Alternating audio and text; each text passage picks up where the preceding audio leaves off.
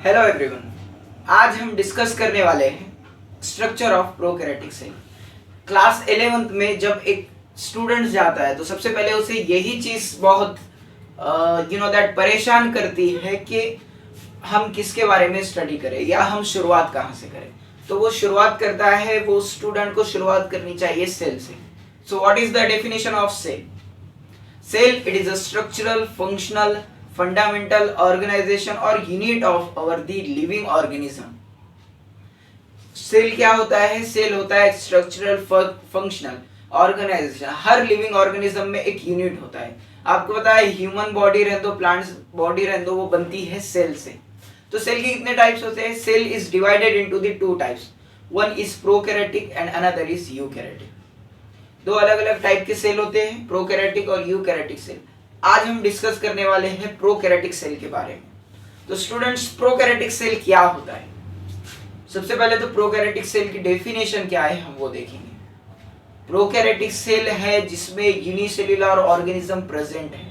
अगर आप बोलेंगे यूनिसेल्युलर यानी कि जिसमें एक ही सेल्स प्रेजेंट है, वैसे ऑर्गेनिज्म को यूनिसेल्युलर ऑर्गेनिज्म कहेंगे। ओके और उसके अंदर न्यूक्लियस जो है अब्सेंट है, न्यूक्लियस अब्सेंट है, उसे प्रोकैरियोटिक सेल। इसके जो अपोजिट है वो यूकैरियोटिक सेल है। What is in the eukaryotic cell? Eukaryotic cell में ट्रू न्यूक्लियस प्रेजेंट रहेगा और उसके बाद उसमें आइदर यूनिसेल्युलर और मल्टीसेल्युलर ऑर्गेनिज्म प्रेजेंट रहेंगे। तो उसकी डेफिनेशन क्या है? A cell which consist of unicellular and absence of the nucleus is called as the prokaryotic cell. ऐसा सेल जिसमें एक ही सेल प्रेजेंट है और उसमें न्यूक्लियस प्रेजेंट नहीं है, उसे हम प्रोकैरियोटिक सेल कहेंगे। उसके बाद है prokaryotic cell made up of following layer, यानी कि प्रोकैरियोटिक सेल कौन कौन से लेयर से बनी हुई है। तो प्रोकैरियोटिक सेल बनी हुई है तीन अलग अलग लेयर से। Number 1 glycocalyx, number 2 cell wall and number 3 plasma membrane. तो ग्लाइकोकैलिक्स क्या है? It is a layer of prokaryotic cell. It provide thickness to the cell. अब ये क्या, एक थिकनेस यानी कि मजबूती, प्रोटेक्शन प्रोवाइड करती है सेल को।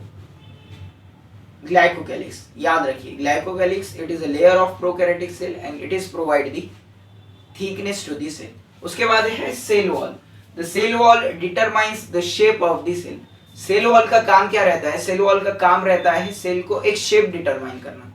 जैसा कि हम बोलते हैं एक आधे साइज देना, शेप देना, यानी कि एक आधे को आकार देना, एक चीज को आकार देना, तो उसे हम कहेंगे शेप। अब यहाँ पर जो आकार दे रहा है वो आकार दे रहा है, किसे दे रहा है? सेल को आकार दे रहा है, सेल को एक शेप दे रहा है।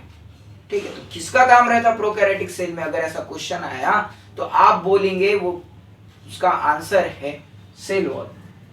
सेल वॉल का काम रहता है it's provide support to the cell, और इसका दूसरा फंक्शन है ये सेल को सपोर्ट भी करता है। It's provide support to the cell और स्ट्रॉन्ग सपोर्ट दे रहा भी है। तो कैसा दे रहा है? एक स्ट्रॉन्ग सपोर्ट दे रहा है सेल। उसके बाद है plasma membrane. The plasma membrane is a layer, ये भी एक लेयर है। It is a selective in nature. Selective यानी कि वही मटेरियल को सेलेक्ट करेगा वो जिसकी उसको जरूरत है, यानी कि जो नेसेसरी चीजें उन्हें आन देगा अंदर और जो अननेसेसरी चीजें उन्हें इंटर नहीं करने देगा। तो आपको ये समझ में आना चाहिए कि दो अलग अलग टाइप के सेल होते हैं, one is a prokaryotic cell and another is eukaryotic cell. आज हमने लेयर्स के बारे में पढ़े प्रोकैरियोटिक सेल के, और मैं आपको बता दूं कि प्रोकैरियोटिक सेल में जो ऑर्गेनेल्स प्रेजेंट रहता है वो राइबोसोम रहता है। मेम्ब्रेन बाउंड ऑर्गेनेल्स जो है राइबोसोम प्रेजेंट है कहाँ पर? तो प्रोकैरियोटिक सेल में।